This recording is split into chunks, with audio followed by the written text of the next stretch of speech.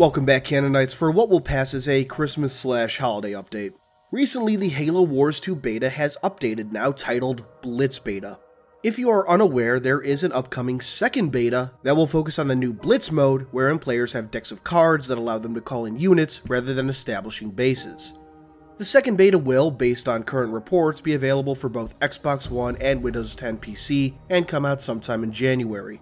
While the updated beta can be launched, you can't really get past the intro screen.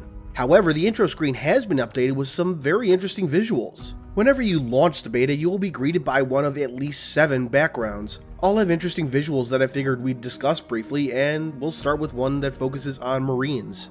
The Marine menu, as I call it, includes a number of Marines, 2 Jackrabbit units, and the new Grizzly that now features rocket launchers. The Marines themselves are fairly interesting too. They sport a new armor that looks to be a mix of Covenant War and Post-War. The helmet is much more in line with the post-war design than the Covenant War, as is the body, although there's a much more Covenant War color scheme, and the designs are simpler than what we see in Halo 4/5. What really caught my eye though is that they're wielding MA-37s, known among naval units as the MA-5, the predecessor to the MA-5B of Halo CE. While the MA-5B was used in Halo Wars 1, this is a change I'm personally okay with. We never actually knew when the MA-5B entered service, so Halo Wars 1 could have been when the switch was being made, at least in the Marine Corps. The MA-37 also has a strong connection with a time earlier in the Covenant War, and in my opinion, helps further sell just how behind the times the Spirit of Fire is. The second menu we'll discuss is one featuring 2 Cyclopses, featuring the new heavy machine guns, a Wolverine anti-air tank in the background, and the new sniper unit. The robot thingy floating next to the sniper is likely what provides the cloaking scene in-game. These units are also capable of using the M99 Statuen Gauss rifle in-game, a rifle first seen in the bonus page of the Halo graphic novel.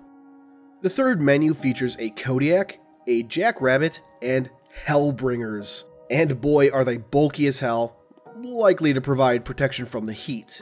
Still, with all that padding and gear, they must be jacked. What's really interesting is that it looks like they're wielding M7057 flamethrowers rather than the NA4s used in Halo Wars 1. Although that doesn't even start on the overall redesign we're seeing.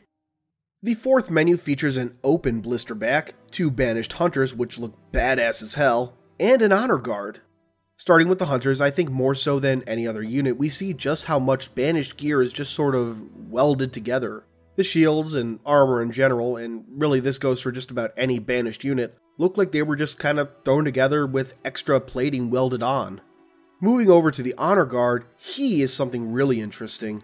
This one wears a new set of armor, the only thing that really resembles the classic from Halo 2 or Halo 2 Anniversary being the helmet, which has also taken on a much more brutish look.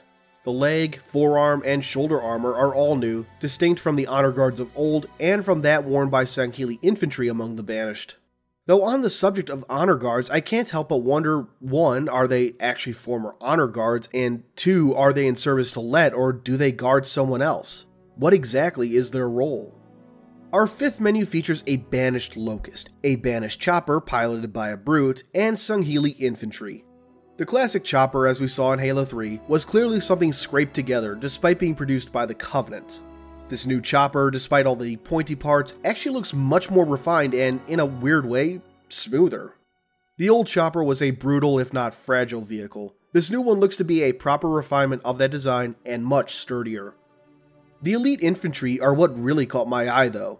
While the body armor is very much taken from H2A designs, the helmets look like a strange cross between those from Halo 2 Anniversary and the ones seen in Halo 3, especially with that extra bit of armor jutting out from the back of the helmet. It's an odd design to say the least.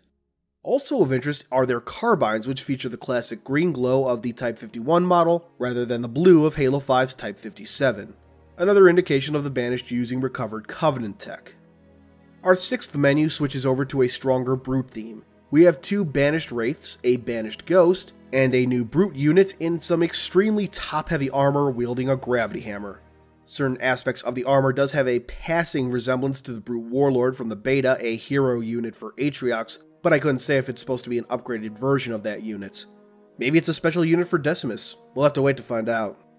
The seventh menu is probably the coolest. We see in the background the new Marauder vehicle, on the right a brute with some grunts, and dead center we see Decimus in his power armor. Spoilers ahead for the first level of Halo Wars 2. Towards the end of the first level, the players encountered Decimus in this armor. Special thanks to Greenskull for the in-game images.